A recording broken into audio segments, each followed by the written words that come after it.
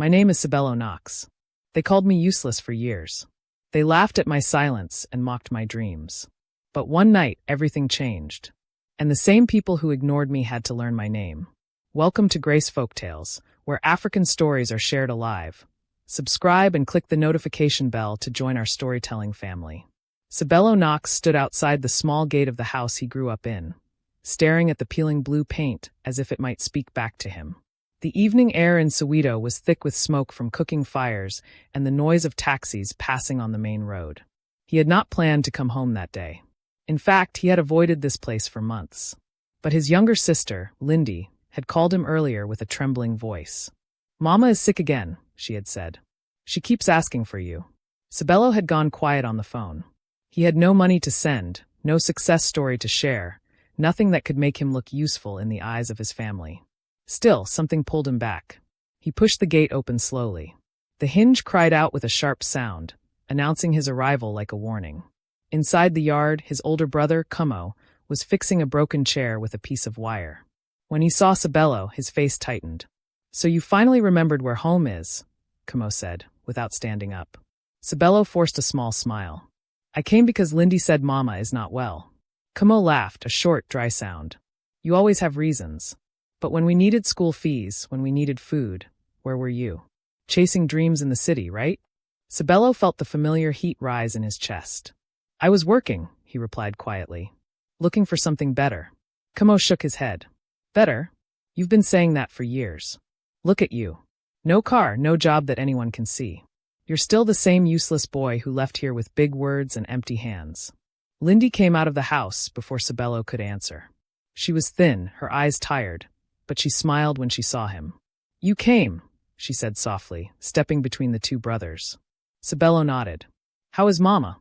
Lindy lowered her voice. "She's sleeping. The clinic gave her new medicine, but the nurse said we need to buy the stronger one. It's expensive." Kumo clicked his tongue. "You hear that, Sabelo? Expensive. That word always runs your life." Sabelo looked down at his worn shoes. "I don't have much right now," he admitted. "But I'll try to help." Kumo stood up, dusting his hands. "Try. We are tired of trying.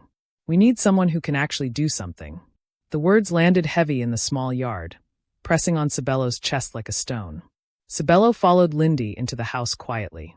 The sitting room was small, with a worn couch and a television that only worked when someone hit the side of it. His mother, Mazola, lay on a thin mattress in the corner, her breathing slow and heavy.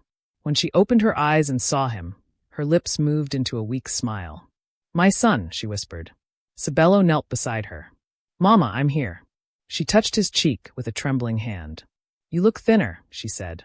Before he could answer, Kumo spoke from the doorway. "Don't worry, Mama. He's been chasing big dreams. That's why he looks like this."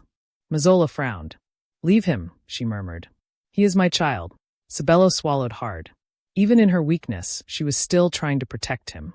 Later that night, the family sat around the small table for supper. There was pap and a thin stew. The room was quiet except for the sound of spoons hitting plates. Finally, Kumo broke the silence. "So, Sabelo, what exactly do you do in Joburg these days?" Sabelo looked up. "I work with a small tech group. We are building something." Kumo raised an eyebrow. "Building what?" "Air." Lindy shot her brother a warning look. "Kumo, stop." He waved her off. "No, let him talk. Every time he comes, it's stories. One day it's a business idea, another day it's a connection. Nothing ever changes." Sabelo felt his face burn. "Not everything shows results immediately," he said. "Some things take time." Kumo laughed again. "Time? Time is for people who already have something. You're just wasting yours." That night, Sabelo lay on a thin mat on the floor, staring at the cracked ceiling. The voices of his family echoed in his head. Useless. Dreamer. Nothing. He turned on his side and took out his old phone. There were messages he had ignored for weeks from a man named Thibaut, one of the partners in the small tech group he had mentioned. Sabelo had almost given up on that project too. Everyone else seemed to move forward in life while he stayed stuck. He typed slowly, "Are we still on that idea?" The reply came almost immediately. "I was about to give up on you. But yes, we might have a chance. Big news. Call me tomorrow morning." Sabelo stared at the screen. His heart began to beat faster, but he pushed the feeling down. He had learned not to hope too much. In the early morning, before the sun had fully risen, Sabelo stepped outside to take the call. The air was cold, and the street was quiet. "Thibaut," he said, his voice low. "You said there's news?" On the other end, Thibaut sounded excited. "Brother, I don't even know how to explain this properly. That small idea we pitched months ago? The one about mobile payment security for small traders."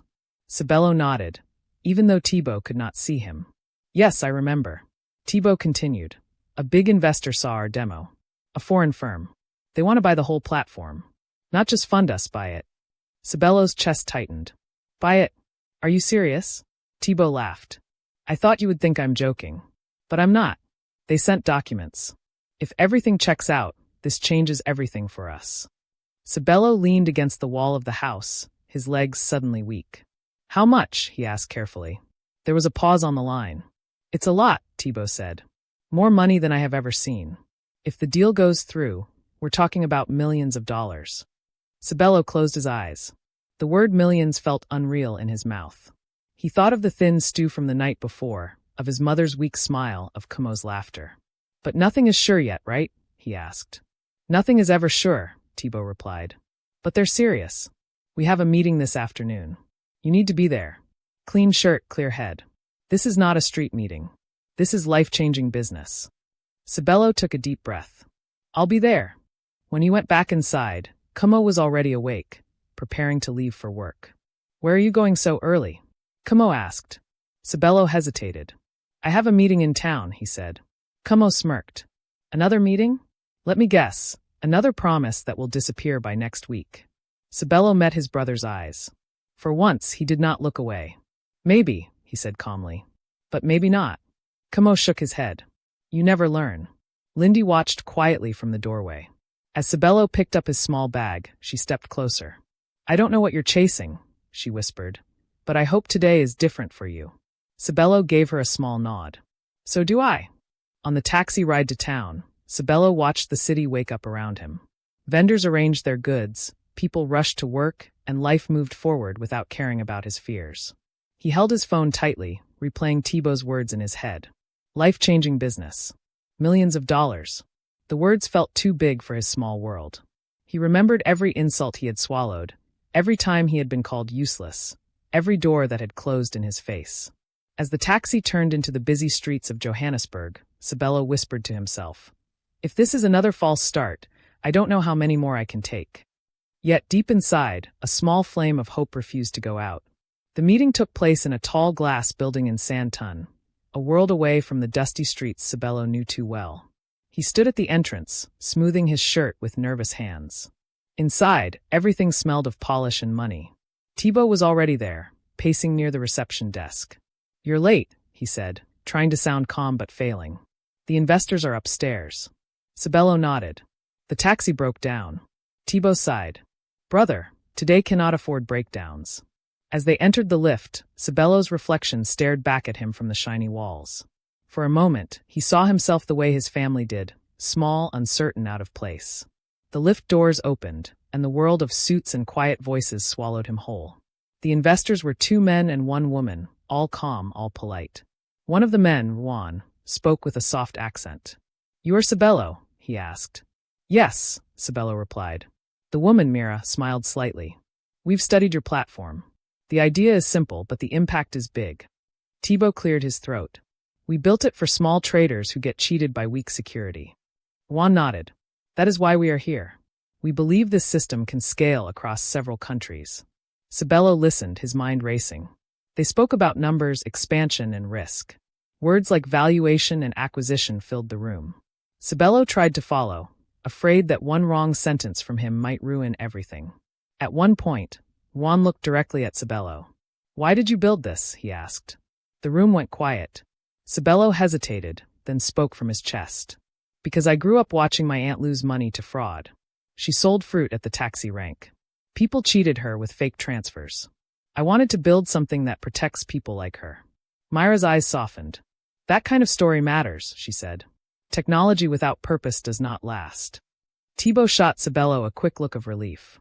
For the first time that day, Sabelo felt like he belonged in the room, not because of money, but because his pain had turned into something useful. After an hour of talking, Juan leaned back in his chair. We are prepared to move forward, he said. But there are conditions. Sabelo's stomach tightened. What kind of conditions? Thibaut asked. Mira slid a folder across the table. We want full acquisition of the platform. You will both receive shares in our parent company and a cash settlement. Sabelo opened the folder with shaky hands. The numbers blurred in front of him.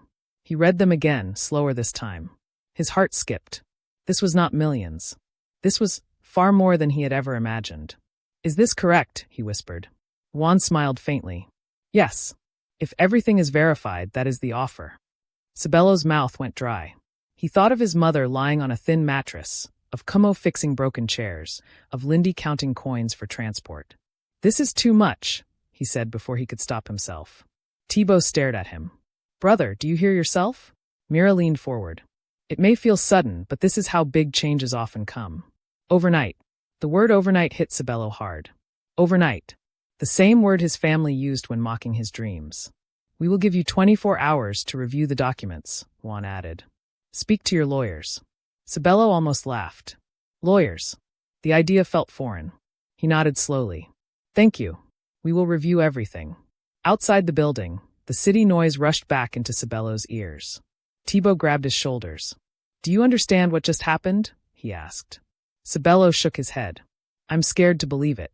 Thibaut laughed loudly. Believe it. We've been grinding for 2 years with nothing but noodles and hope. Now look at us. Sabelo leaned against a pillar, trying to breathe. What if something goes wrong? He asked. What if they change their mind? Thibaut's smile softened.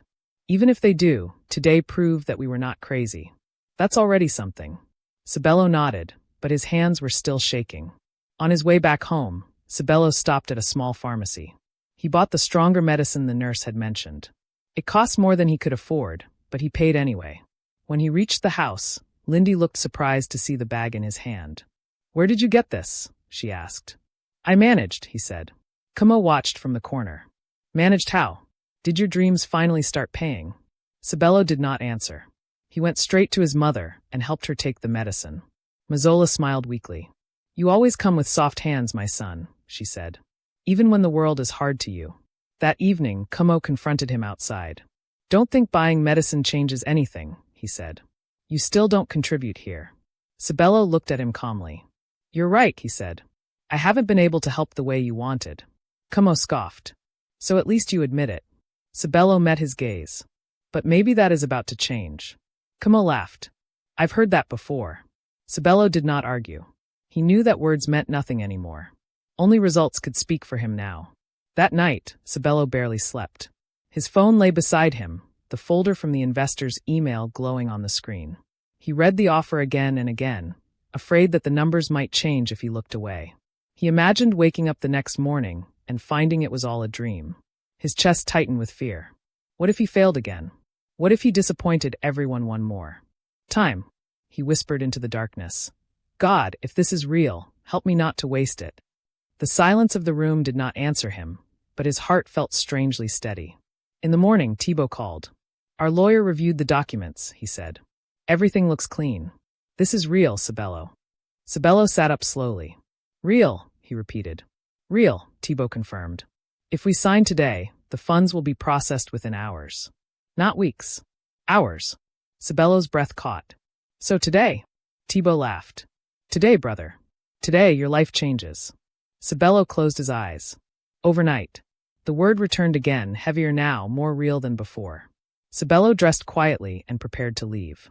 Lindy watched him from the doorway. You look different today, she said. Like you're carrying something heavy. Sabelo smiled faintly. I am. She hesitated. Is it bad or good heavy? He thought for a moment.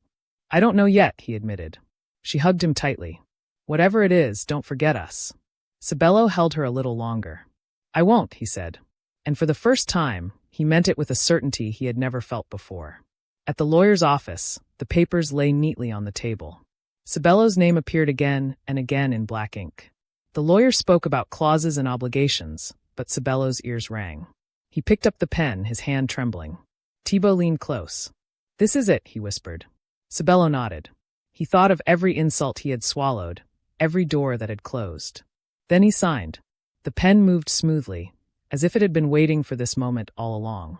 When the final signature was done, the lawyer smiled. Congratulations, gentlemen. The transaction will be completed today. Thibault let out a breath he seemed to have been holding for years. Sabelo sat back in his chair, stunned. So that's it? He asked softly. The lawyer nodded. That's it. You will receive confirmation shortly. Sabelo's phone buzzed almost immediately. A notification. He stared at the screen. The numbers appeared, cold and bright. His heart stopped for a second. This was not a promise. This was money. Real money. Sabelo walked out of the office into the bright afternoon sun. The world looked the same, but he felt different, as if he were standing on the edge of a new life. Thibault laughed and shouted, "We made it." People turned to stare, but Sabelo did not care. He looked down at his phone again, just to be sure it was still there. Overnight. The word no longer sounded like a joke. It sounded like the truth. On the taxi ride back home, Sabelo's hands shook as he held his phone. He imagined walking through the gate of his family house again. He imagined Kumo's face when he would finally understand that the useless boy had not been useless at all. But beneath the rising pride, another feeling stirred: fear. Money could change how people saw him, but would it change how they loved him? As the taxi turned into his street, Sabelo whispered, "This is where the real test begins." When Sabelo pushed open the gate, the same sharp cry of the hinge filled the yard. Nothing looked different, yet everything inside him had changed. Kumo was sitting on a crate, scrolling through his phone. He looked up. "Back already?" he asked. "Your big meeting finished so fast?" Sabelo nodded slowly. "Yes. It finished." Kumo smirked. "So what now? Another we'll see story?" Sabelo took a deep breath. "No. This time it's done." Kumo laughed. "You always talk in circles." Sabelo did not reply. He walked past him, his heart pounding like a drum. Inside the house, Lindy was washing plates. She glanced at Sabelo and noticed something different in his eyes. "You look lighter," she said. Sabelo sat down heavily on the chair. "I need to tell you something," he said. Before she could answer, Kumo walked in behind him. "Tell us what?" "That your dreams finally paid you 50 rand. Sabelo raised his head. "The company was bought," he said simply. The room went quiet. Lindy blinked. "Bought?" Kumo frowned. "What company?" Sabelo swallowed. "The platform we built. Investors bought it today." Kumo stared at him, confused. "So what? You sold an idea. That doesn't mean anything." Sabelo took out his phone and placed it on the table. "It means this," he said quietly. He turned the screen so they could see the notification from the bank. Lindy's eyes widened as she read the numbers. Her mouth fell open. "Sabelo, this can't be real," she whispered. Kumo leaned closer, squinting. "What kind of joke is this?" Sabelo shook his head. "It's not a joke." The silence stretched thick and heavy. Outside, a taxi hooted, reminding them that the world was still moving, even as theirs seemed to freeze. Kumo straightened up slowly. "So you're rich now?" he asked. The word rich sounded strange in his mouth. Sabelo hesitated. "I don't know what to call it," he said. "But yes, the money is real." Lindy's hands began to shake. "Does Mama know?" she asked. Sabelo shook his head. "Not yet." Kumo let out a short laugh. "So the useless boy finally made it," he said, trying to sound casual. But his eyes betrayed him. There was shock there. And something else. Hunger. When Mazola woke later that afternoon, Lindy helped her sit up. Sabelo knelt beside her again. "Mama," he said softly, "I have good news." She looked at him with tired eyes. "Good news is rare in this house," she murmured. Sabelo smiled gently. "The project I was working on, it succeeded. I can take care of your treatment now. I can fix things here." Mazola stared at him, as if she had not heard properly. "You," she whispered. "Yes, Mama. Me." Tears filled her eyes. She touched his face. "Then God has remembered us," she said. Kumo watched the moment from the doorway. Later, he pulled Sabelo aside. "Brother," he said, his voice softer than before, "I didn't know it was this serious." Sabelo looked at him.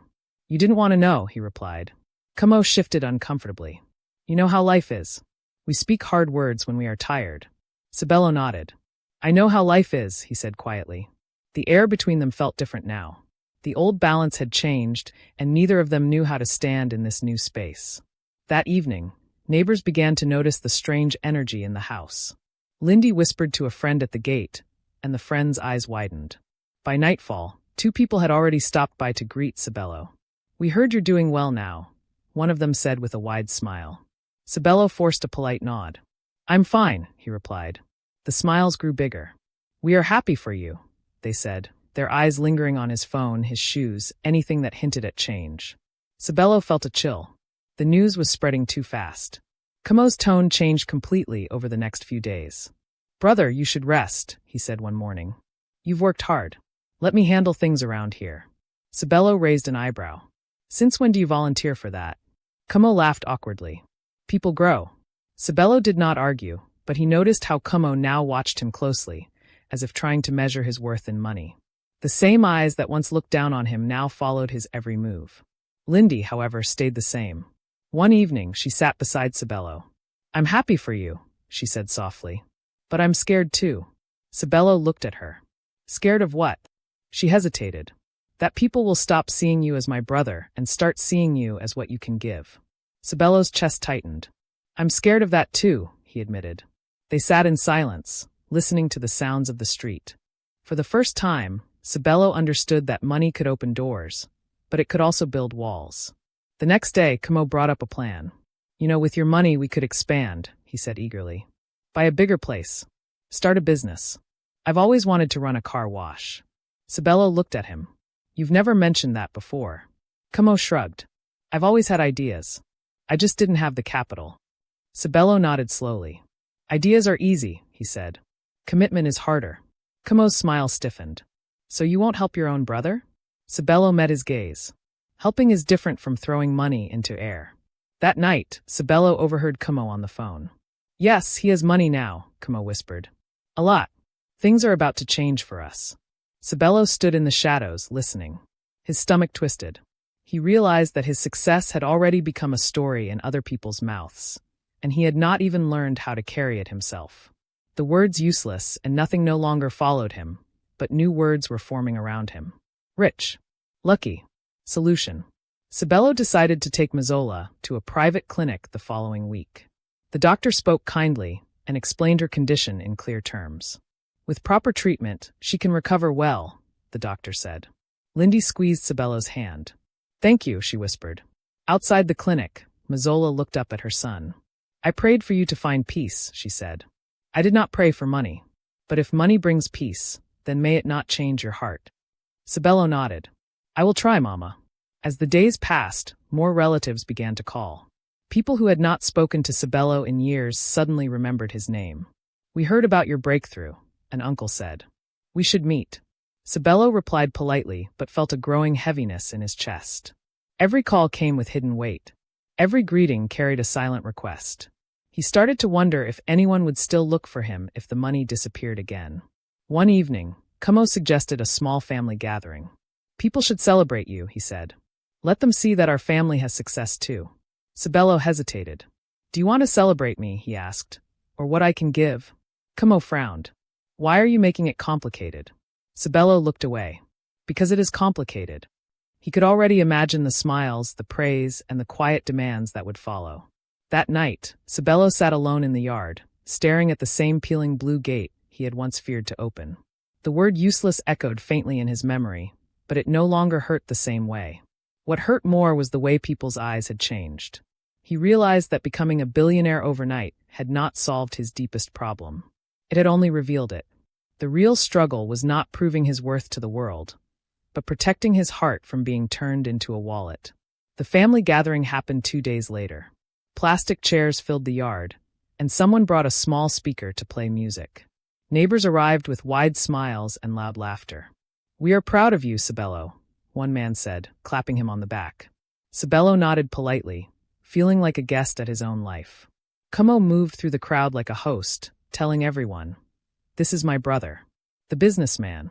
The word tasted strange in Sabelo's ears. Businessman. He watched as people who once ignored him now fought for his attention. An aunt he barely remembered pulled him aside. My son, you have been blessed, she said.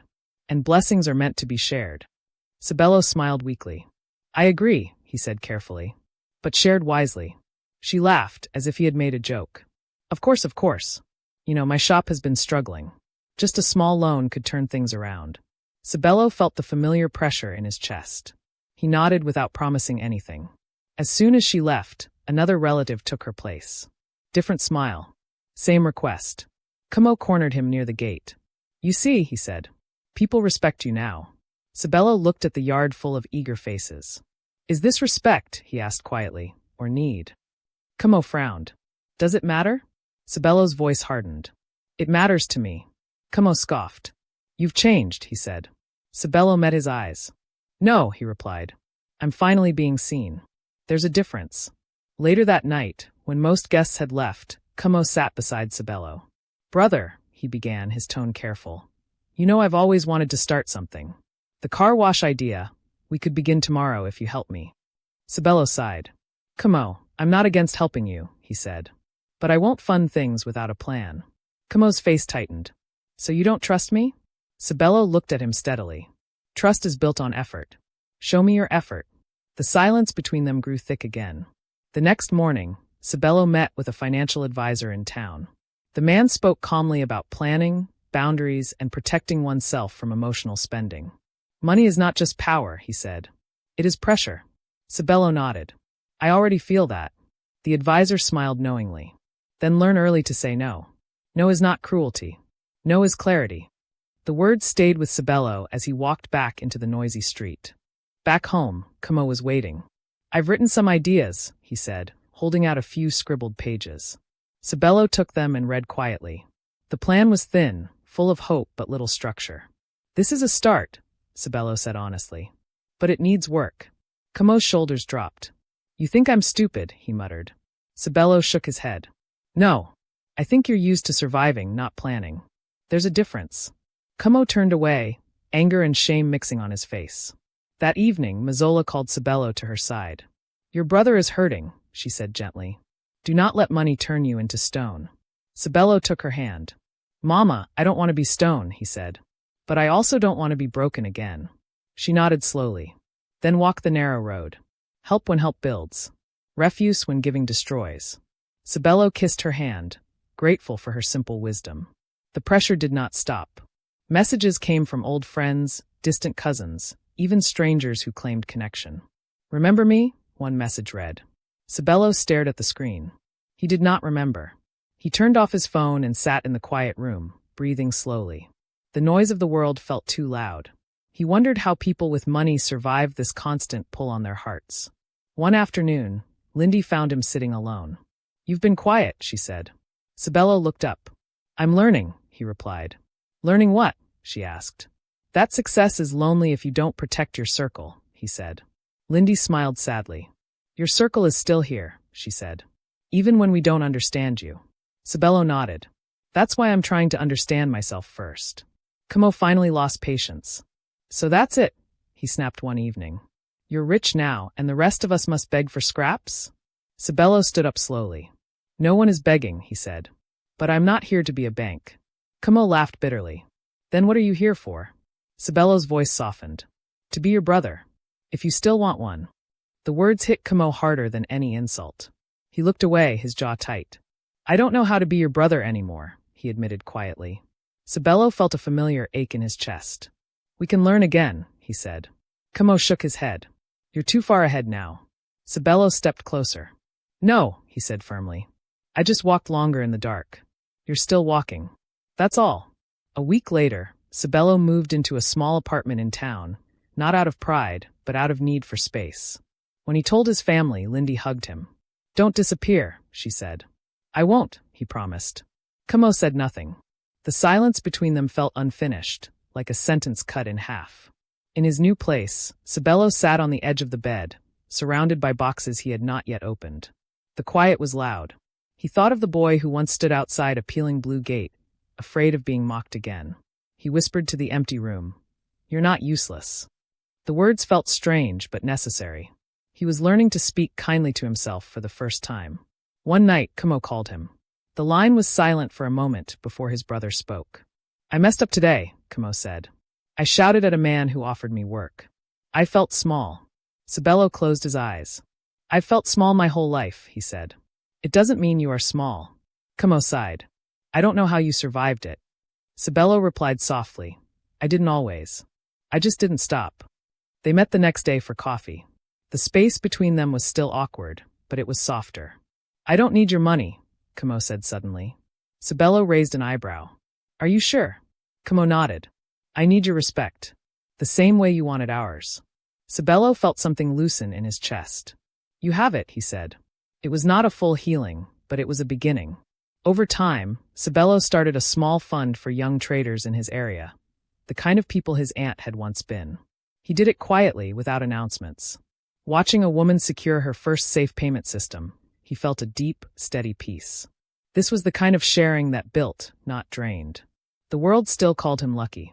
Headlines and online posts painted him as an overnight success. Sabelo read them with a tired smile. Overnight was a neat word for years of being unseen.